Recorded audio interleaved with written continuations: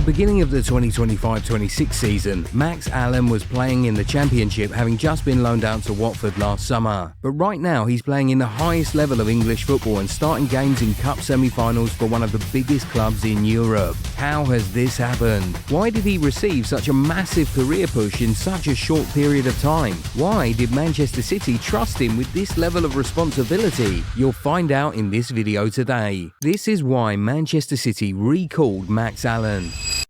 For those who don't know, Alleyne came up from the Manchester City Academy. He moved there from Southampton in 2021 at the age of 16, and he grew so much that he started to be involved in the first team dynamics in 2023. He was named in Man City's Champions League squad ahead of the game against Crvena Zvezda back in 2023. That same year, he was also a part of City's FIFA Club World Cup squad and even earned a medal after the English Giants defeated Fluminense in the final. His growth continued the following year as he was included in the matchday squad for a Premier League game against Everton. Then, in 2025, he was named Man City's Under-21 Player of the Year at the age of 19. This made everyone think he was finally due a permanent promotion to the first team. But despite the fact that he'd proven his worth, it was difficult to promote him as City had a lot of top defenders and the pressure at a top club like City was just too much. So the leap might have been too big for him to make at that time. So, the club decided that the best decision was to send him out on loan so he could get more minutes under his belt and prove his worth as a first-team player. So he was sent out to Watford last summer for a season-long loan. But just 5 months later, Manchester City recalled him from his loan deal for a few reasons. We'll talk about those reasons in a bit, but if you aren't yet subscribed to the channel, go do that right away so that you never miss out on our amazing content.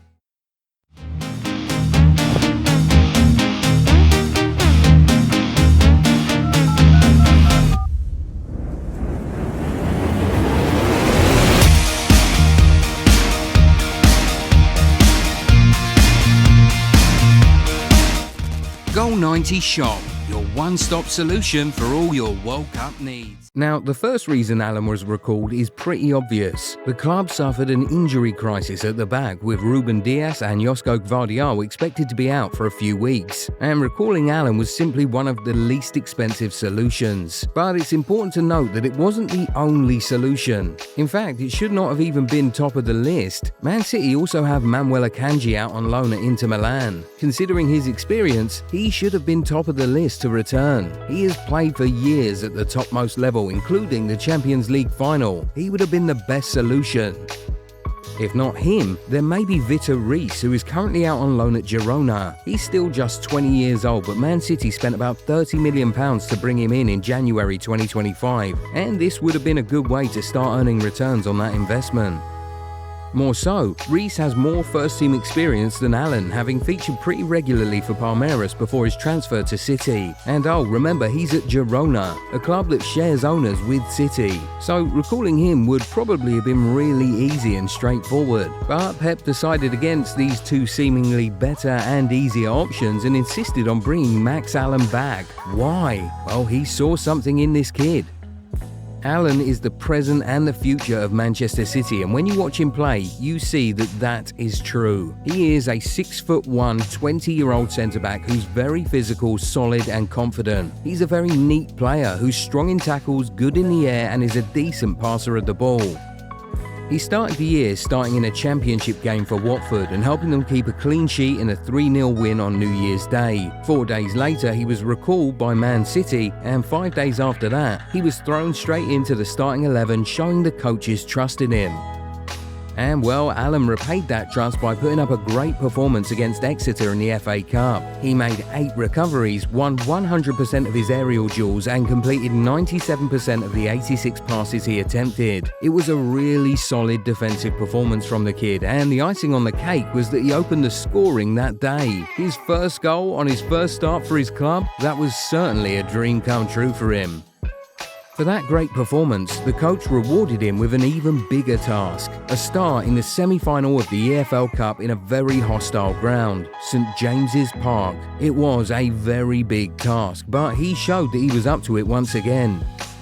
He made 2 blocks, 3 clearances, 4 recoveries, 3 interceptions, and was neither dispossessed nor dribbled past once all game. His passing was also great. He completed 83% of his total passes, made 12 passes into the final third, and even created 1 chance from centre-back. It was a performance that even seasoned pros would be proud of.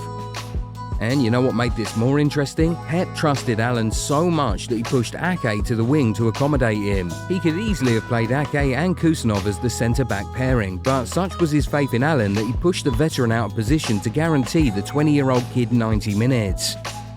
And mind you, for the majority of the game, Alleyne and Kusanov did not have the expertise of Rodri, Nico or Kovacic in front of them. They only had cover from Nico O'Reilly, who was the starting defensive midfielder in that game, but they did just fine. That performance alone away from home against Newcastle was a very huge test for Max Alleyne, and one could say he passed with flying colours. You can see exactly why he was the one chosen to be recalled from loan. This Kusanov-Alleyne partnership could really be City's long-term pairing at the heart of defence. The 2 young centre-backs look like they've been playing together for a long time. So far, Alleyne has won 100% of his aerial and 92% of all his duels as a Manchester City first-team player. But stats don't tell the whole story. Just by watching him, you can see how confident he looks on the ball each time. He looks super comfortable being the last man in the defence, but he also knows when to make surging runs forward with the ball and try to start an attack. On top of that, he's a very technical player, so each time he's backed into a corner, he has the ability to find his way out without much problem. His passing is also really great. Accuracy aside, he has all sorts of passes in his locker. Short build-up passes, long passes, line-breaking passes, cross-field balls, he has them all in his arsenal. And interestingly, he's able to pull off these passes with his left or right foot, which means that he can be used as a left or right centre-back. In fact, we believe that this guy will be able to do a decent job at left back if the need ever arises.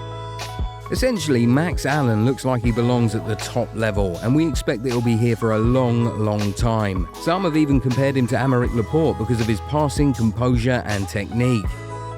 In fact, he's been so good so far that the reports about Man City being in the race for Marc Guehi have since quieted down. Not long after the injuries to Gvardiol and Diaz, after the Chelsea game, there were reports that Man City were going to sign Guehi from Crystal Palace this January. But not much has been heard about that recently, and perhaps that could be down to Alleyne's performance so far. Alleyne, along with Kusanov and Ake, can surely do a good job of holding the fort while Diaz and Gvardiol are away. And when those two are back, we see Alleyne still being in the first team mix even beyond this season. Basically, Max Alleyne is a very solid defender who's currently solving a massive problem in a difficult time for Manchester City. And with his performances so far, you can see exactly why City recalled him halfway into the season. Now, how well do you think he's going to perform at Manchester City? Could he be the long-term solution to their defensive issues? Was recalling him the best move for the club? Tell us what you think in the comments. If you enjoyed this video, give it a thumbs up and subscribe to the channel. Also, turn on the bell notification so that you never miss out on new content. We'll catch you in the next one. Bye.